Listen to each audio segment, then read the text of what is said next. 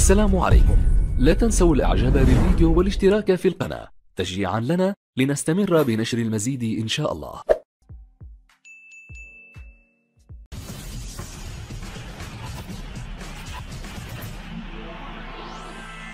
جماهير ريال مدريد توجه إهانات للاعب مغربي لن تصدق سبب هجومهم عليه، ورده عليهم كان قاسيا للغاية.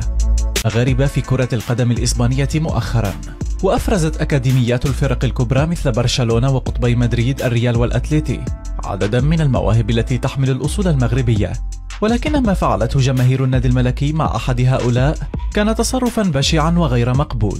هجوم ضار على لاعب مغربي للأسف كان هجوما عنصريا، وهو ما أدى إلى إثارة الجدل والرأي العام في إسبانيا، خاصة بعدما فرط هذا اللاعب في تمثيل منتخب لاروخا واختار اللعب بألوان العلم المغربي وتمثيل أسود الأطلس. فهل كان لهجوم جماهير الريال علاقة بهذا الاختيار؟ لماذا هذا النجم المغربي بالتحديد؟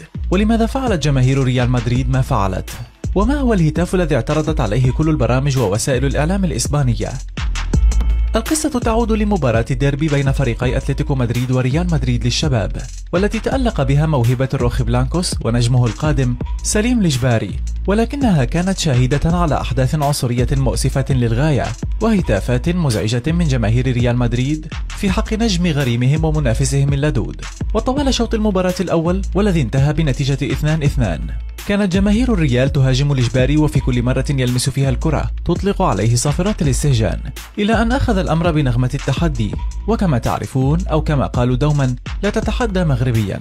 وبما أن سليم الإجباري أخذ الأمر شخصيا، فتسجيله في تلك المواجهة كان ضروريا، وهو ما فعله. وبكل جدارة هز شباك فريق الكاستيا الخاص بريال مدريد، واحتفاله كما ستشاهدون الآن سبب الكثير من اللغط وأشعل الأمور أكثر، فقد ذهب إلى مدرج ريال مدريد ورفع قميصه أمامهم لكي يستفزهم بشكل واضح.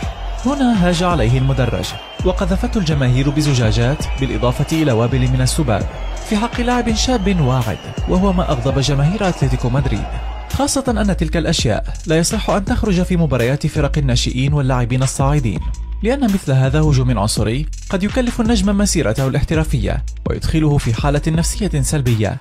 بطبيعة الحال وقفت جماهير أتلتيكو مدريد بجوار لاعبها المميز، وقدمت له عبارات مساندة بعد اللقاء، بل وعرضت حسابات رسمية للروخ بلانكوس صور تضامن ودعم للإجباري ضد ما تعرض له في الديربي.